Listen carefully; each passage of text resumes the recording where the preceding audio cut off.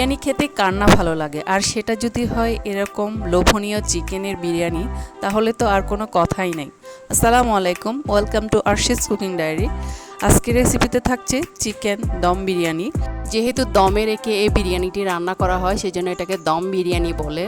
এটি আমি অল্প কিছু মশলা উপকরণে আজকে তৈরি করে দেখাবো। আশা করছি আপনাদের ভালো লাগবে। আমার চ্যানেলে নতুন হয়ে থাকেন তাহলে আমার চ্যানেলটা প্লিজ সাবস্ক্রাইব করে দিবেন, আর পাশে থাকা বেল আইকনটি অন করে দিবেন। আর যদি ভিডিওটা ভালো লাগে তাহলে লাইক কমেন্ট শেয়ার করবেন। তো চলুন আমার কিচেনে যাই।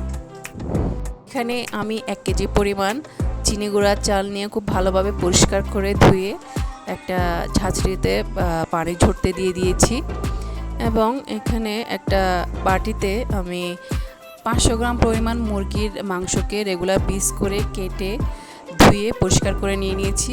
এবার ম্যারিনেশনের জন্য দিয়ে দিব স্বাদ মতো লবণ, 1 টেবিল চামচ পরিমাণ হলুদ গুঁড়া, 2 টেবিল চামচ পরিমাণ লাল মরিচ গুঁড়া, 1 টেবিল চামচ ধনিয়া গুঁড়া, হাফ টেবিল চামচ জিরার গুঁড়া এবং 3 টেবিল চামচ টক দই।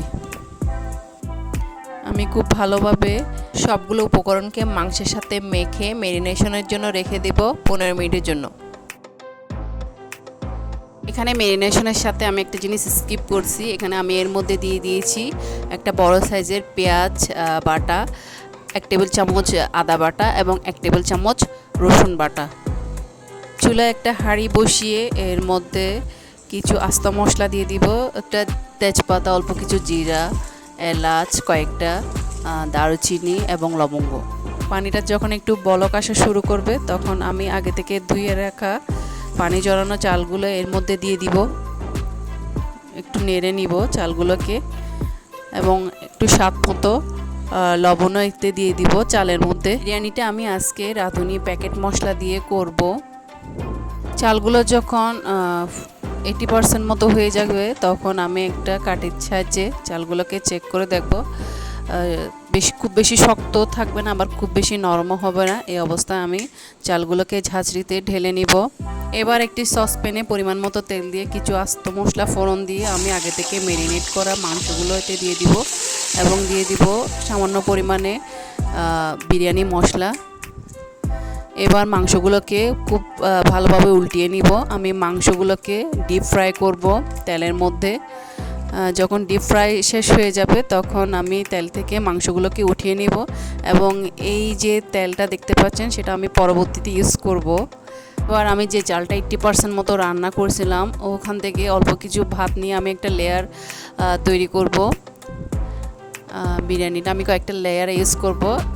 প্রথম লেয়ারে আমি চিকেনের কয়েকটা পিস দিয়ে দিব ধনেপাতা, পেঁয়াজ বেরেস্তা এবং কাঁচামরিচ, এবং আমি যে তেলটা আগে তুলে রেখেছিলাম ওই তেল থেকে অল্প কিছু পরিমাণে তেল এবং উপর থেকে অল্প কিছু পরিমাণে বিরিয়ানি মশলা। আবারও ভাতের আরেকটা লেয়ার করব। ভাতগুলোকে আমি খুব ভালোভাবে ছড়িয়ে দিব। আবারও চিকেনের কয়েকটা পিস দিয়ে দিব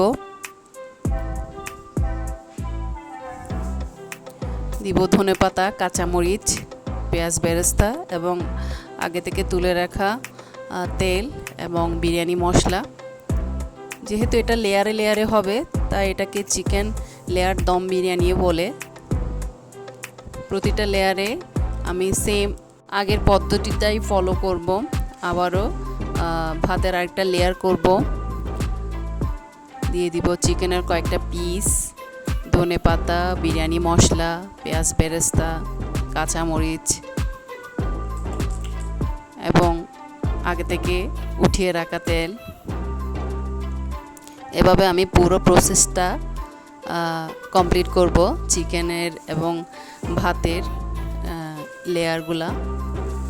আশা করছি আপনারা বুঝতে পারছেন প্রসেসটা। এবং লাস্ট লেয়ারে আমি ভাতগুলোকে ছিটিয়ে দিয়ে এর মধ্যে দিয়ে দিব চিকেনের পিস, পেঁয়াজ বেরেস্তা, ধনেপাতা, কাঁচামরিচ, বিরিয়ানি মশলা এবং উপর থেকে একটু কেওড়া জল এবং 1 টেবিল চামচ ঘি দিয়ে আমি সসপ্যানের ঢাকনাটা দিয়ে দিব।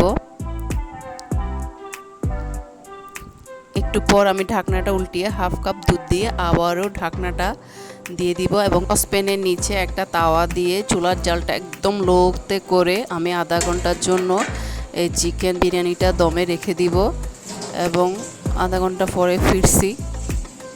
আমার বিরিয়ানিটা একদম রেডি টু সার্ভ।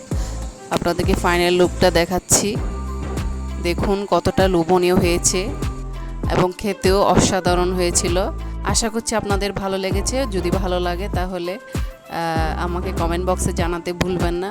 তো আজকে এ পর্যন্তই, দেখা হবে অন্য কোনো দিন অন্য কোনো নতুন রেসিপিতে। ততক্ষণ পর্যন্ত ভালো থাকবেন, সুস্থ থাকবেন। আল্লাহ হাফেজ।